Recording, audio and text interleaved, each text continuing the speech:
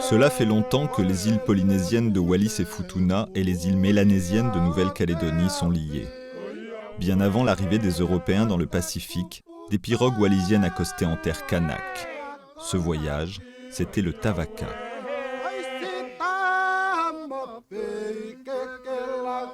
Mais l'histoire contemporaine de l'immigration wallisienne et futunienne en Nouvelle-Calédonie débute après la Seconde Guerre mondiale, quand l'administration française va y chercher de la main-d'œuvre pour travailler dans les mines, les exploitations agricoles ou sur les grands chantiers. De quelques centaines, les Wallisiens et Futuniens deviennent plusieurs milliers.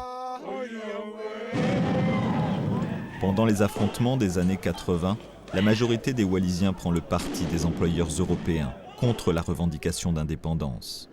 Le fossé avec les Kanaks se creuse jusqu'à culminer au début des années 2000, lorsque des familles wallisiennes sont forcées de quitter la tribu Kanak de Saint-Louis, où elles vivaient.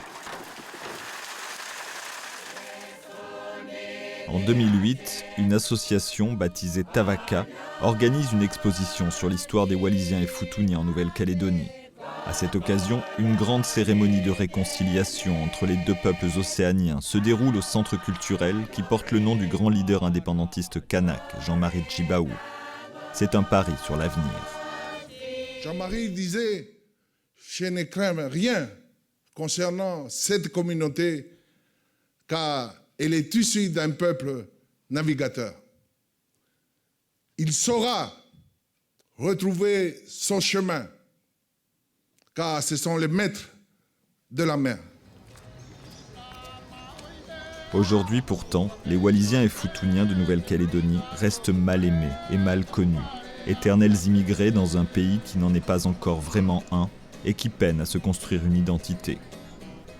Un peuple qui fait le grand écart entre île d'origine et île d'accueil. Et c'est parfois douloureux. Il y a 2000 kilomètres entre les deux.